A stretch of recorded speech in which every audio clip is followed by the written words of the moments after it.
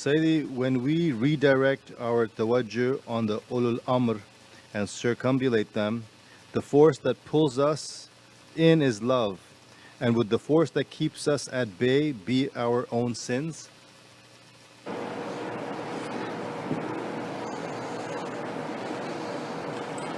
This is like philosophy. Then when you make your meditation, very simple English, you make your meditation, you're trying to connect, and there's a limitation to every connection. So natural ego is, I want to reach the Divine Presence by tomorrow. So it's not going to happen. It's Allah that pushing back, saying, not yet. No doubt everybody has a desire to enter to the reality, especially after the shaykh describes all the gifts in that reality, all the realities in that reality. Everybody thinks they're going to meditate in 5 minutes and reach into the inner circle and inner realities. So it's Allah stopping them. So there must be an attraction that Allah put into their heart, reach back to your reality. And as a result Allah puts another force saying, yeah, not so simple, but enough of a force in which they don't give up. So they say, okay, it's achievable, I have to keep pushing through, I have to do what I have to do, I have to do my practices, I have to, and then Allah allows a little inch of a movement in, then they feel more energy. So it's like you're trying to rush into the nucleus, and it's Allah's rahmah that begin to hold the servant back, correct yourself, perfect yourself, correct yourself, perfect yourself, and then allows another bit of movement in. But at the same time it's creating an immense spinning, because when you love something you don't stop, you keep going in all the different directions to enter into that reality. And that's what our hologram is all about. The reason we're a hologram is because this spinning love, all of them would wish to collide into the nucleus and collapse. But Allah doesn't allow the collapse until the person reaches their annihilation. When they annihilate, what happens? Allah allows them to enter in, and the collapse is the state of death, in which they entered into that presence and their whole hologram collapsed. And as a result they entered into that reality, Allah charged them from their Divinely reality and then recharged the image to come back. Now it came back supercharged from their nucleus reality, from their soul reality. So that becomes the process of maut qabla al-maut, to reach. But Allah's not willing to let anyone reach. It says in the Qur'an, how can we give to you until we test you like those who came before you with your life, your family, your wealth and your possessions. All good people have been tested. And so this is the criteria to reach these realities, to be tested.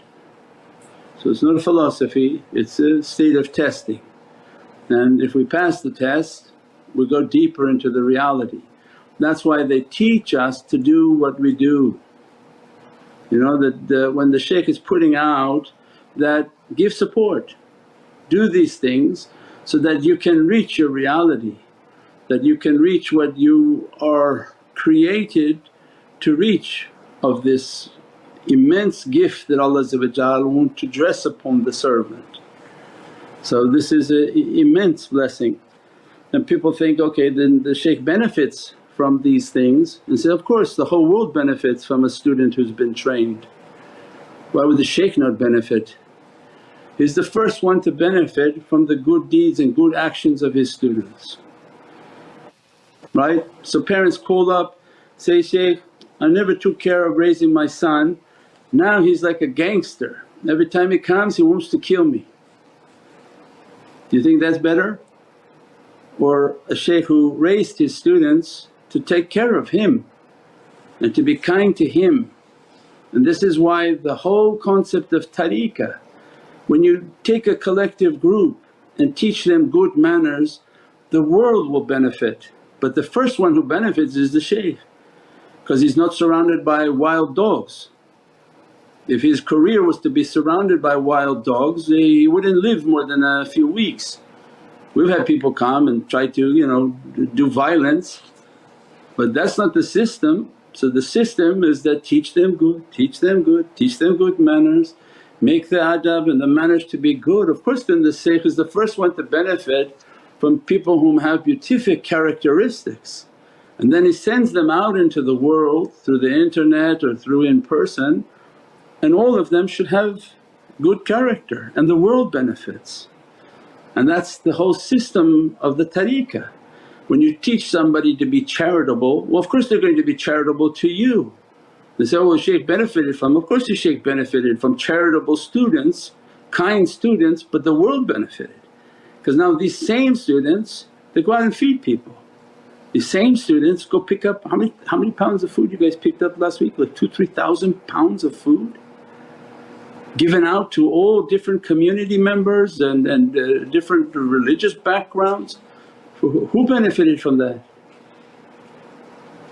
It means the world benefits from a shaykh who teaches his students good character, good manners, versus a world now that nobody teaches anyone anything. Well there are shaykhs out there who they talk very aggressive all the time, and they teach all their students to be like a Doberman, like an aggressive dog. What's the benefit of that? If you come in touch with them they bite you. That's not the way, that's not even the heavenly way. And for what was the benefit of that? The shaykh will be bitten one day, you know the one whom trains people to be aggressive wild fighting dogs.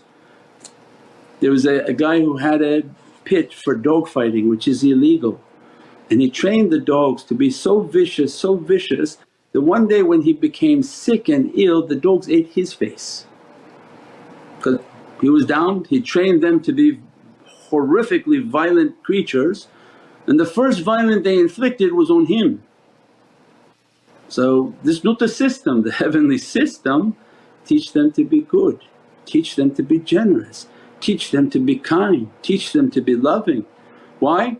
So they'll be loving to you, and as a result of being loving to you they'll be loving to everybody, and the world will benefit from their presence.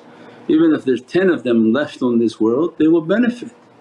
So we pray that Allah give us more and more himmah, more and more ability, and that the students with all sincerity cooperate and participate, so that to make a change within themselves, and then the conditions around them begin to change, inshaAllah.